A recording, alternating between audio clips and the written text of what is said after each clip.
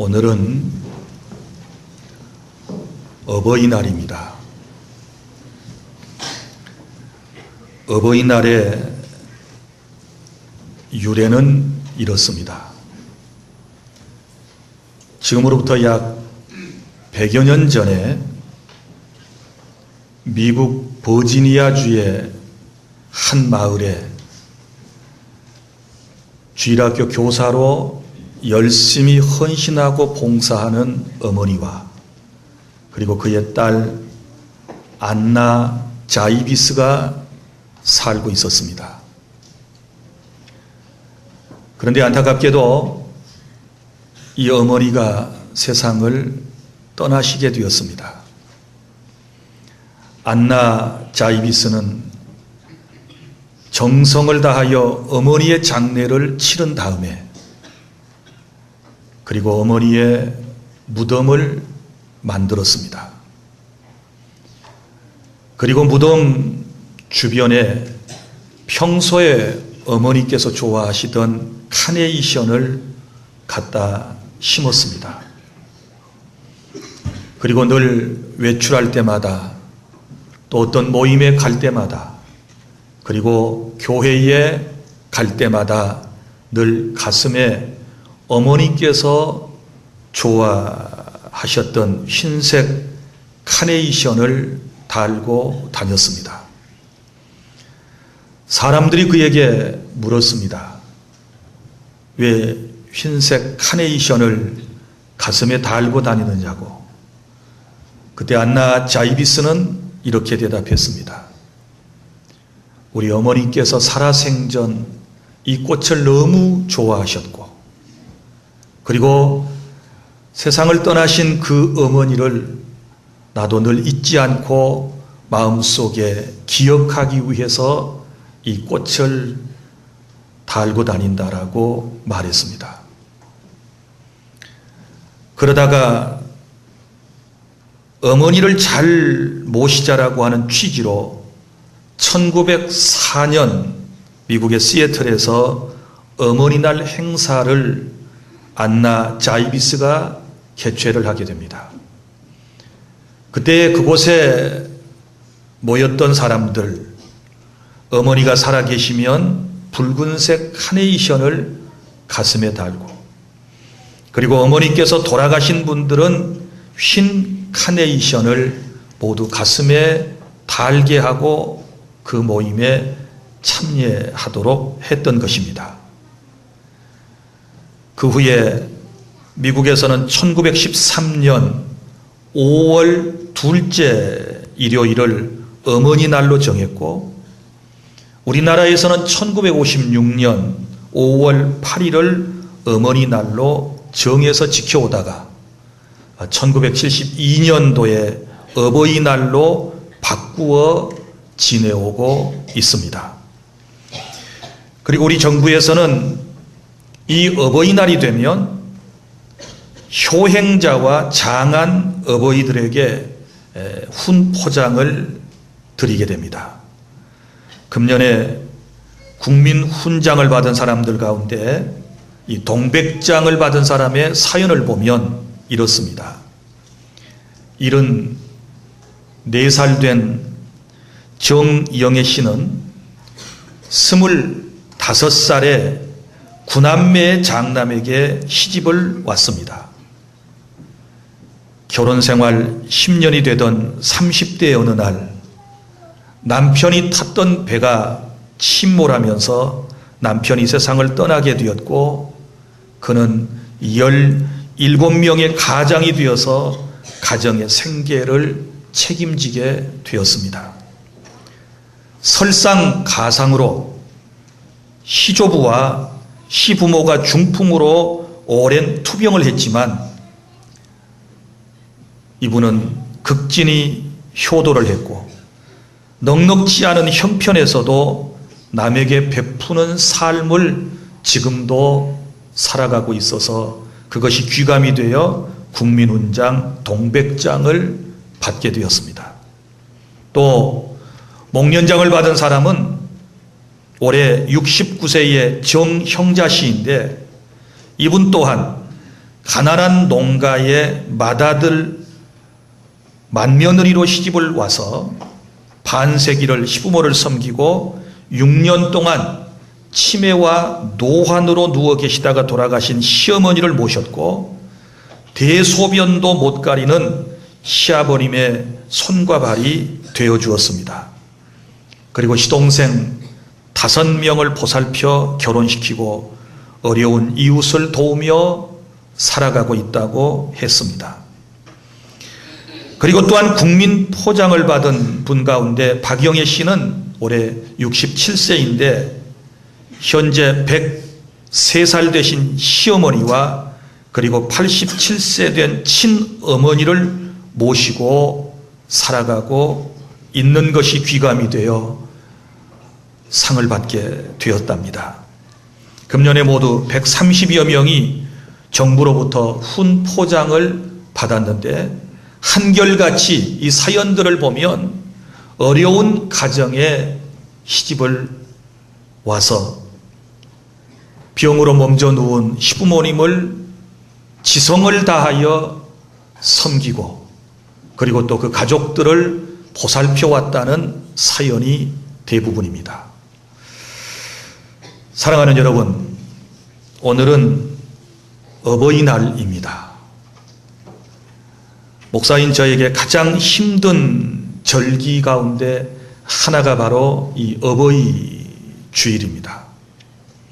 어버이 주일이 되면 저는 여러분들에게 틀림없이 효도에 대한 설교를 해야 되는데 늘 마음속에 불효한 자식으로서 죄책감에 억눌려서 어쩔 때는 설교할 용기마저 제대로 생기지 않을 때가 있습니다. 제 자신이 효도를 다하고 효도에 대한 설교를 해야 하는 것이 마땅합니다. 제 자신이 하나님의 말씀대로 살아가면서 여러분들에게 설교를 해야 맞습니다. 예를 들어서 제가 원수까지 사랑할 수 있을 때 서로 사랑하라 라고 하는 설교가 가능한 것이고, 제가 생명을 내걸고 기도하는 삶을 살아갈 때 여러분들에게 하나님 앞에 엎드려 기도하라고 설교할 수 있는 것이고, 하나님께서 말씀하신 내용대로 제가 살게 되었을 때에 여러분들에게 쉽게 어쩌면 설교를 할 수 있는지도 모릅니다. 그런데 현재 저의 상황은 전혀 그것이 아니기 때문에 죄책감에 억눌려 지금도 하나님의 은혜를 구하며 하나님의 도움을 구하며 회개하는 마음으로 제 자신이 여러분들과 함께 하나님의 말씀을 나누고자 하는 것입니다. 우리 모두가 함께 들어야 할 말씀, 오늘 주님이 우리에게 하신 말씀, 내 부모를 공경하라. 이 말씀의 깊은 뜻을 깨닫고 이 시간 이후부터 불효에 대한 모든 죄를 회개하고 우리가 효성을 다하며 하나님을 기쁘시게 하고 사람을 행복하게 하며 살다가 주님 앞에 설 수 있는 저와 여러분이 될 수 있기를 바랍니다. 첫째로, 우리가 부모님을 공경해야 할 이유가 있습니다. 부모에게 효도할 이유를 오늘 본문에서 찾을 수 있습니다. 첫째는 하나님의 명령이기 때문입니다. 여러분이 십계명을 잘 아시지 않습니까? 십계명은 명령으로 되어 있습니다. 출애굽기 20장 그리고 신명기 5장에 십계명이 나오죠. 그런데 주님께서 인간에게 주신 명령 가운데 첫 번째 계명이 뭔가? 그러면 바로 내 부모를 공경하라 라고 하는 이 말씀입니다. 물론 십계명 가운데 내 부모를 공경하라고 하는 말씀은 5번째에 해당이 되는 5계명이지요. 그러나 여러분이 잘 아시는 대로 1계명부터 4계명까지는 하나님께 관련된 계명이고, 그리고 5계명에서부터 10번째 계명까지는 인간에게 관련된 계명인데 그 인간에게 주신 계명 가운데 첫 번째가 바로 내 부모를 공경하라 라고 하는 말씀입니다. 여러분, 그리고 이 명령은 내 부모에게 효도하라고 하는 이 명령은 오늘 1절에 이것이 옳으니라 라고 말씀을 하고 있습니다. 효도는 옳은 일입니다. 효도는 우리가 마땅히 해야 할 일이고 하나님께서 참으로 기뻐하시는 일인 줄 믿으시기를 바랍니다. 하나님의 절대 명령 앞에 우리는 어떤 이유를 댈 수가 없습니다. 하나님께서 우리에게 마땅히 부모에게 효도하라고 명령하실 때 우리는 우리의 이론을 내세울 수 없습니다. 예를 들어서 우리 부모님은 저한테 효도받을 자격이 없는데요. 우리 부모님은 자식들 앞에 너무 많은 실수를 했는데요. 우리 부모는 나를 낳기만 했지 제대로 양육하지 못했는데요. 우리 부모가 제게 남겨준 것이 무엇입니까? 우리 부모가 저한테 해준 것이 무엇입니까? 이렇게 따질 일이 아니라는 것이죠. 그럼에도 불구하고 하나님의 명령은 내 부모를 공경하라고 말씀하셨다면 우리는 하나님의 깊은 뜻을 존중하고 이 명령 앞에 순종하여 부모를 공경할 줄 아는 그런 마음의 태도를 오늘 가져야 될 줄 믿습니다. 잘났건 못났건 많이 배웠건 못 배웠건 내게 좋은 삶의 형편을 제공했던 하지 않았던 인생을 성공하며 살았던 실패하며 살았건 병들었건 건강하건 우리는 무조건 하나님의 명령 앞에 아멘하고 부모에게 효도해야 되는 줄 믿습니다. 그리고 두 번째 이유는 내가 잘되고 장수하는 비결이기 때문입니다. 2절 내 아버지와 어머니를 공경하라. 이것은 약속이 있는 첫 계명이니 이로써 내가 잘되고 땅에서 장수하리라. 부모에게 효도하면 잘되고 땅에서 장수한다 라고 말씀을 하셨습니다. 그런데 우리 여기서 한 가지 짚고 넘어가야 할 일이 있습니다. 그러면 내가 잘되고 내가 장수하기 위해서 내 행복을 위하여 내 삶의 행복을 위하여 우리가 그런 마음으로 부모에게 효도해야 되는가 라고 하는 말씀입니다. 본문의 의도는 절대 그렇지 않습니다. 만약에 내가 잘되고 내가 행복하고 내가 장수하기 위해서 효도를 해야 한다면 내가 복을 받기 위해서 효도를 하고 있다면 그것은 이율배반적인 것이지요. 그건 하나님께서 결코 그런 효행에 대해서는 기뻐받지 않으실 줄 우리가 깨닫고 하나님이 이 말씀을 하실 때 원래 그 의미가 무언가를 깊이 깨닫는 것이 더 중요하다는 사실을 아시기를 바랍니다. 여러분, 이것은 부수적으로 따라오는 것이죠. 우리가 하나님의 명령에 순종하여 부모에게 효행을 다했을 때 하나님께서 우리에게 네가 이로써 이 말은 효도를 통하여 부모 순종을 통하여 부모에게 공경함을 통하여 이로써 네가 잘되고 땅에서 장수한 복을 받게 될 것이다 라고 주님께서 주신 말씀이지요. 그러니까 효자에게 하나님께서 분명히 내리실 복이 있다는 사실 또한 여러분이 기억하시기를 바랍니다. 사랑하는 여러분, 우리는 이 땅에 살면서 효도해가지고 내가 복을 받든 못 받든 내가 잘되든 못되든 간에 우리는 주의 말씀 앞에 아멘하고 효를 다해야 합니다. 하나님께서 나를 이 세상에 보내실 때 누구를 통해서 보내셨습니까? 부모님을 통해서 하나님께서 나를 보내셨습니다. 나를 이 땅에 보내시고 난 다음에 누구의 보살핌을 받게 했습니까? 부모님을 통해서 보살핌을 받게 했고 양육을 받았고 부모님을 통하여 우리가 교육을 받았고 부모님을 통하여 인생의 철학을 배워 여기까지 왔습니다. 현재 오늘 내가 부모님을 통하여 있게 된 것은 아무도 부인할 길이 없습니다. 세상에 자식이 없는 부모는 있을 수 있지만 여러분, 부모 없이 태어난 사람은 이 세상에 아무도 없습니다. 다 부모님을 통하여 이 세상에 태어났기 때문에 우리는 마땅히 그 부모를 정말 소중하게 여기고 그 부모에게 효행을 다해야 된다는 이 주님의 말씀을 깊이 마음속에 새겨야 될 줄 믿습니다.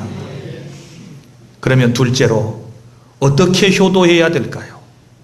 효도하는 방법을 세 가지로 오늘 주님께서 우리에게 말씀을 해주셨는데, 먼저는 주 안에서 라고 하는 말씀이 나옵니다. 자녀들아, 주 안에서 너희 부모에게 순종하라. 이것이 옳으니라.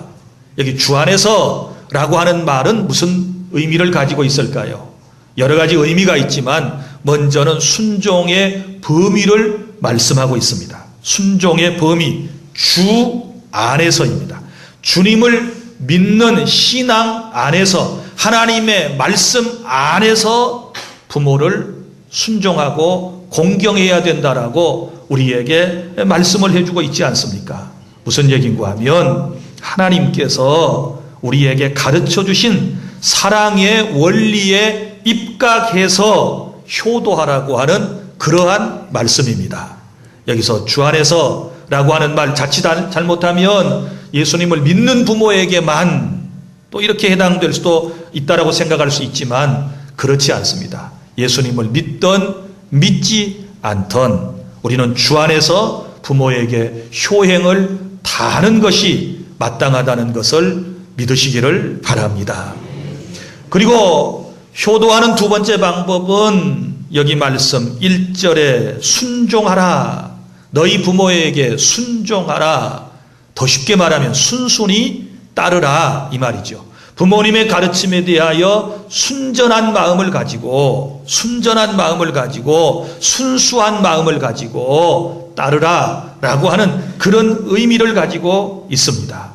여러분, 부모님을 순종한다라고 하는 것은 부모님을 존경할 때 가능한 것이고 부모님의 인격을 믿을 때에 가능하다라고 생각을 합니다. 사랑하는 여러분, 순종은 억지로 하는 것이 아닙니다. 순종이라고 하는 것은 자발적으로 하는 것입니다. 순종이라고 하는 것은 존경하는 마음에서부터 하는 행위를 말하는 것입니다. 그래서 우리는 부모에게 효행을 한다라고 할 때 순종하고자 하는 그런 마음을 꼭 가져야 될 줄 믿습니다. 이것저것 따지면 안 되지요. 제가 언제가도 말씀드렸지만 한문의 양지라고 하는 뜻에 대해서 제가 설명을 드린 적이 있습니다.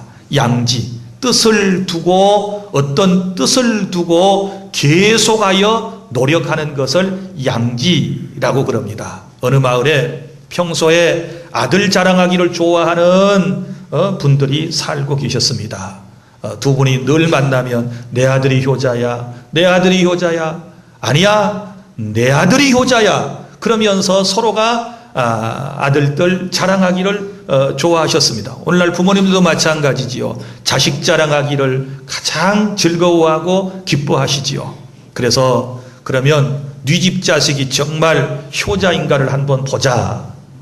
그래서 결국은 문제를 냈습니다. 어떤 문제를 냈느냐? 황소 한 마리를 마당에다 끌어다 놓고 그 황소를 저 초가지붕 위에다가 올리도록 한번 자식들한테 효자라고 생각되는 양가 자식한테 한번 얘기를 해보자. 그러면 어떻게 하는가?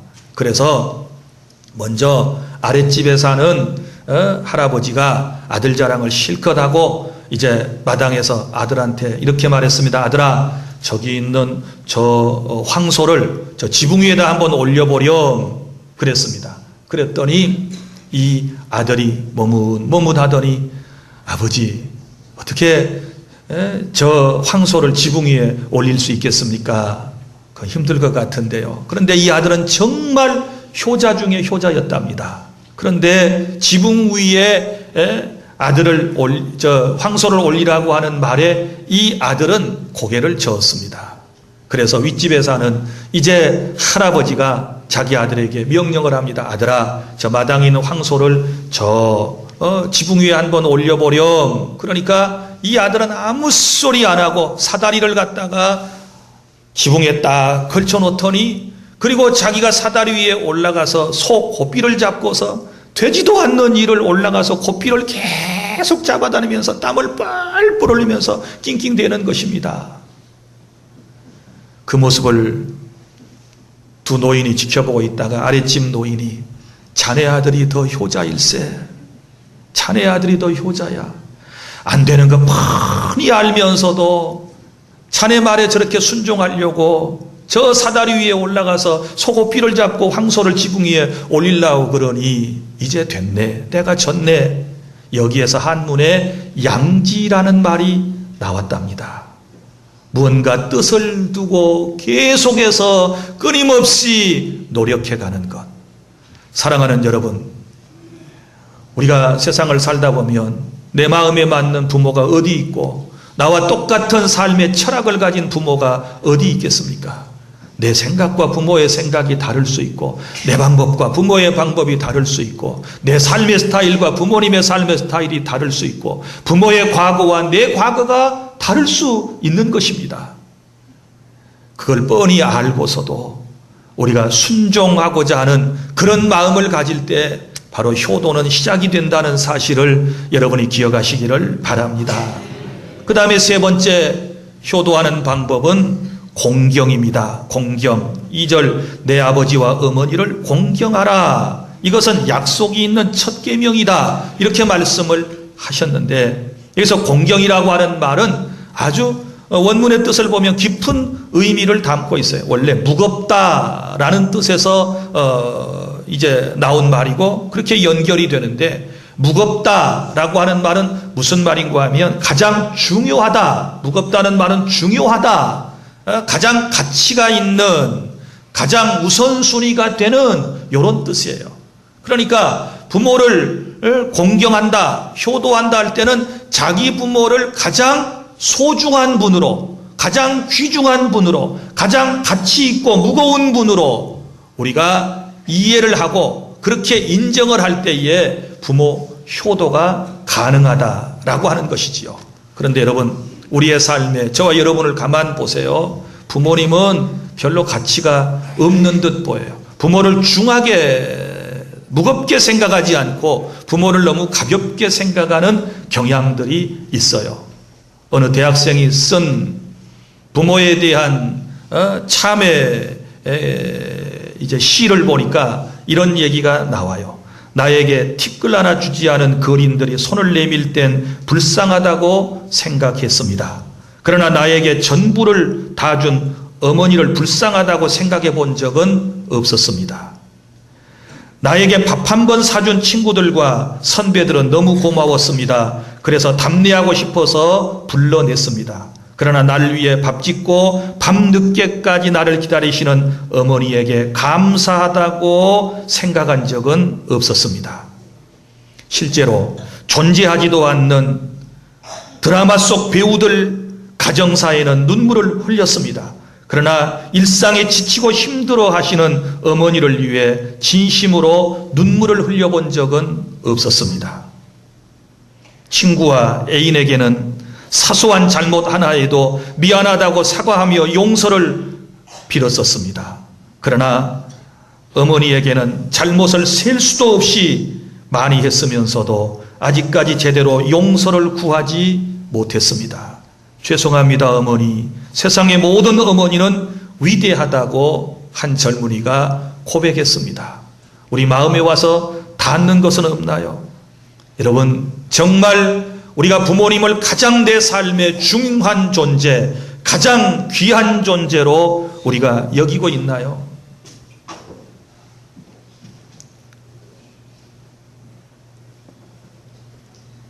애완견을 키우다가 밤중에라도 낑낑대고 온 방을 이리저리 쏘아다니면 애완견에게 옷 입혀가지고 그것을 가슴에 품고 밤중에라도 동물병원으로 달려갑니다. 그래야지요. 옳은 일이죠. 밤새 애완견이 낑낑대고 울어대면 어떤 사람은 눈물까지 흘리지요. 참 정이 많은 사람입니다. 그것이 사람이지요. 그런데 우리의 부모가 병들었을 때 우리는 밤중에라도 그렇게 할 수 있나요? 어때요? 한 달에 애완견을 키우기 위해서 아니면 자기 취미 생활을 위해서 쓴 돈이 더 많습니까? 부모에게 효도하기 위해서 지출되는 돈이 더 많습니까? 만약에 이런 우선순위가 잘못됐다면 저와 여러분은 분명히 이런 삶의 태도를 바꿔야 합니다. 바꿔야 합니다. 그래서 요즘 개보다도 못한 부모, 한 달 용돈이, 부모에게 드리는 용돈이 집에서 자기가 좋아하는 취미생활이나 혹은 어떤 자기가 좋아하는 동물을 기르는 돈보다 더 많이 지출이 된다면 그것은 뭔가 좀 잘못됐다고 생각하지 않습니까? 사랑하는 여러분, 부모 공경은 내 부모에게 최고의 가치를 둘 때 가능하다고 생각합니다. 그리고 빚을 갚는 심정으로 우리가 부모님을 또한 섬기라는 것이 공경이라고 하는 말의 또 다른 의미이기도 합니다. 우리는 다 빚을 졌습니다. 부모에게 빚을 짓지 않은 사람이 아무도 없습니다. 그래서 성경은 부모님을 대할 때 이렇게 말씀을 하셨습니다. 아주 엄한 말씀을 주셨는데요. 출애굽기 21장 17절, 자기의 아버지나 어머니를 저주한 자는 반드시 죽일지니라. 잠언 6장 20절, 내 아비의 명령을 지키며 내 어미의 법을 떠나지 말고 그것을 항상 내 마음에 새기며 내 목에 매라.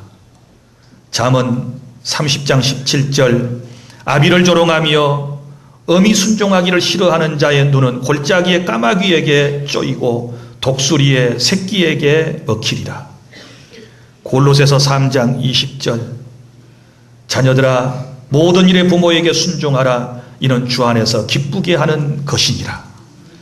마가복음 7장 10절, 내 부모를 공경하고 또 아비나 어미를 회방하는 자는 반드시 죽으리라. 디모데전서 5장 4절, 자녀나 손자들이 있거든 그들로 먼저 자기 집에서 효를 행하여 부모에게 보답하기를 배우게 하라. 효를 가르치라는 말씀이지요.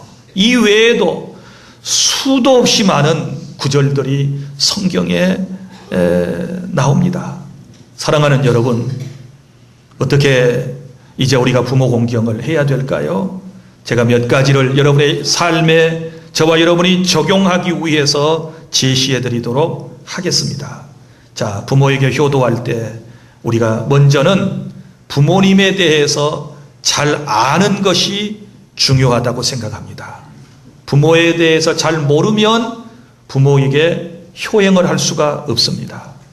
이분의 고향이 어딘지, 이분은 어떻게 탄생했는지, 어린 시절을 어떻게 보낸 부모인지, 그리고 시집와서 10살이는 어떻게 했는지, 또 젊어서 삶을 어떻게 살았는지에 대해서 자식이 알아둘 필요가 있습니다. 그걸 모르면 매사의 모든 것이 다 오해가 되는 것이지요. 그래서 그분의 건강 상태뿐만 아니라 또한 좋아하시는 건지 뭔지, 또 혹은 싫어하는 것이 무엇인지, 그리고 성격, 기질까지도 충분히 부모에 대해서 우리가 알아야 할 필요가 있다라고 생각하지 않습니까? 모르니까 항상 자기 눈높이에서 자기 생각대로 부모를 판단하고 부모에게 대하여 말할 때가 너무 많이 있지 않습니까? 사람에게는 누구나 다 숨겨진 이야기가 있고 그 내면 세계 속에 아직까지도 드러나지 않았다가 갑자기 드러나는 것들이 있기 때문에 우리가 그런 것을 알지 못하면 부모를 제대로 우리가 섬길 수가 없는 것이지요. 그래서 부모님에 대해서 좀 더 깊이 알려고 노력을 해야 합니다. 그리고 또 한 가지는 인사와 보고를 잘하는 것이 저는 매우 중요하다고 생각을 합니다. 인사, 아침 저녁으로 우리가 인사를 드리는 것이지요. 아침 저녁으로 인사를 드려요. 문안 인사를 드립니다. 우리가 어릴 때 부모에게 가장 먼저 배웠던 것이 뭡니까? 인사 배웠어요. 말과 함께 인사 배웠습니다. 엄마 아빠한테 인사하는 것, 할아버지 할머니에게 인사하는 것, 배꼽 인사하는 것, 아이가 싫어하든 좋아하든 우리는 그렇게도 인사를 가르쳐 놓고 이제 와서 우리는 부모에게 인사를 잘 안 하고 있습니다. 그리고 또한 우리가 보고도 잘해야 할 것입니다. 보고, 늘 무슨 일이 있을 때마다 부모에게 보고하고, 집에 들어왔으면 들어왔다고, 또 외출 중이면 외출이라고 늘 이런 보고를 통해서 부모님의 걱정을 덜어드려야 할 것입니다. 그리고 또한 식사 예절 또한 잘 지켜야 합니다. 식사 예절, 항상 부모님이 먼저 드시게 하고 그 다음에 나중에 우리가 먹는 것이지요.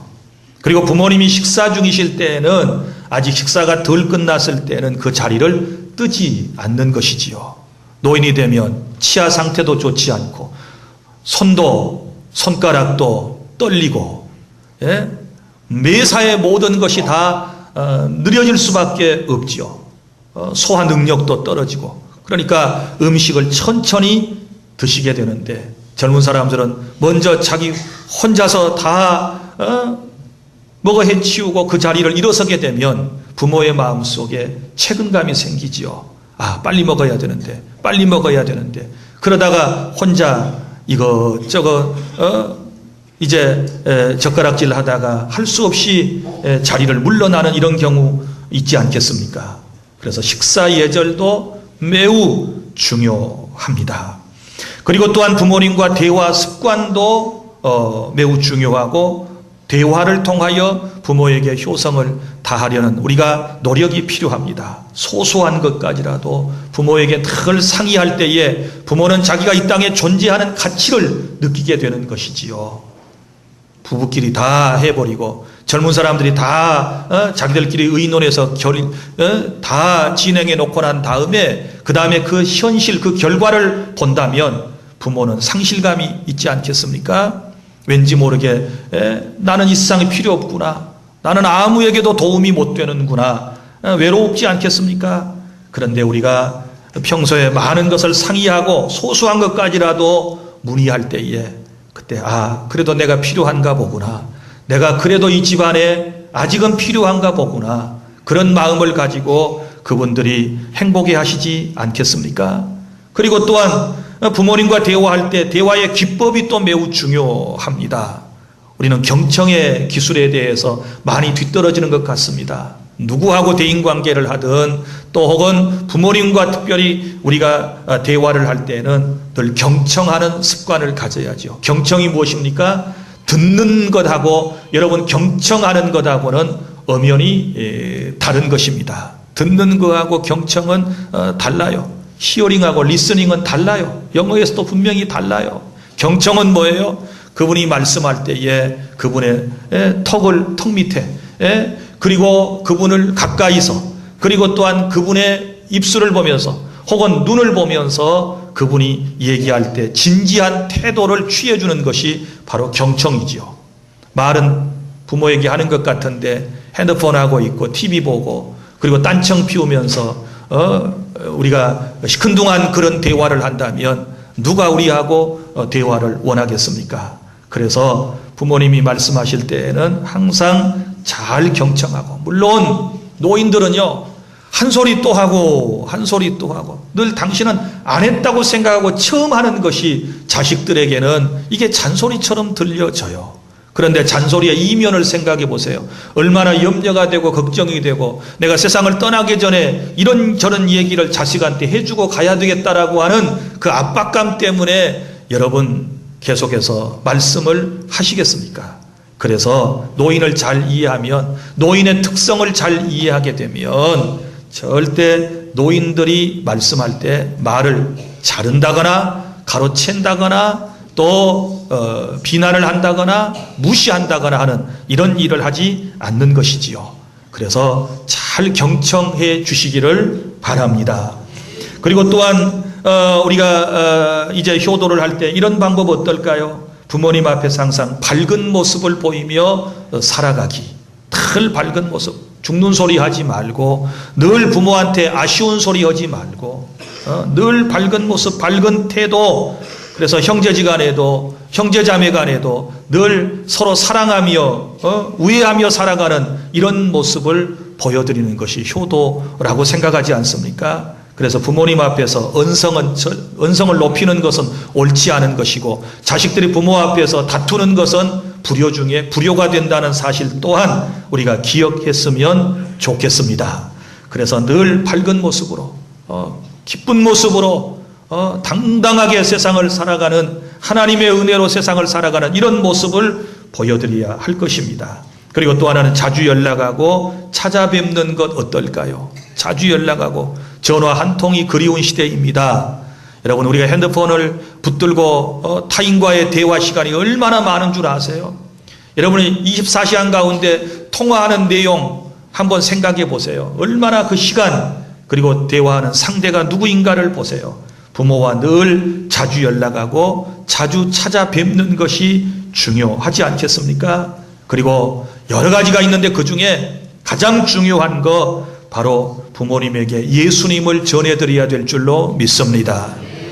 그래서 이 땅에서도 여러분 우리를 해산의 고통을 통하여 낳고 진자리 마른 자리 다 갈아 넣으시면서 지금까지 우리를 키워오셨고 양육시켜 주셨는데 그렇게 지질이 고생만 하다가 예수도 모른 채 살다가 여러분 돌아가신 다음에 지옥 가버리면 그런 불효가 어디 있습니까? 그러므로 우리는 부모님들에게 예수님을 증거해서 이 세상에서는 고통당하고 이 세상에서는 괴로운 인생길을 사셨지만 돌아가신 후에는 저 영원한 천국에서 영생복락을 누리도록 해드리는 이것이 가장 큰 효도인 줄로 믿으시기를 바랍니다. 이 땅에서 철저히 좋은 옷 사다 입혀드리고 아무리 맛있는 음식을 여러분이 장만에다가 대접을 했다 할지라도 그 영혼 구원해 드리지 못하면 그것이 어찌 부모에게 진정한 효도라고 말할 수 있겠습니까? 오늘 이 시간 이후에 아직도 예수님을 믿지 않는 부모님들이 계시다면 우리가 눈물로 그들에게 복음을 전하고 그분들이 예수님을 믿고 꼭 천국에서 주님과 함께 영원한 삶을 영생복락을 누리는 그러한 귀한 우리가 시간을 만들어드리는 저와 여러분이 될 수 있기를 바랍니다. 말씀을 맺습니다.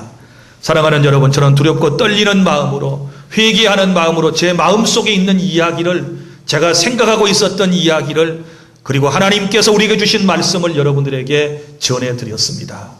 매사에 다 때가 있는 것 같습니다. 때가 있지요. 정철의 시조 가운데 이런 말이 있습니다. 어버이 살아계실 때 섬기기 다하여라. 지나간 후면 애답다 어이하리. 평생에 못 고쳐 할 일 이뿐인가 하노라.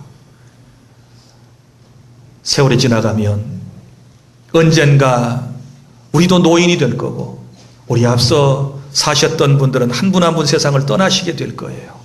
늘 여러분 시간이 많지 않다는 사실을 기억하고 우리는 우리의 부모님들을 최선을 다하여 모시고 이미 부모님이 떠난 분들은 내 주변의 노인들, 처지가 비슷한 분들을 다 내 부모 형제처럼 생각하고 그분들에게도 효행을 다하는 저와 여러분이 될 수 있기를 바랍니다.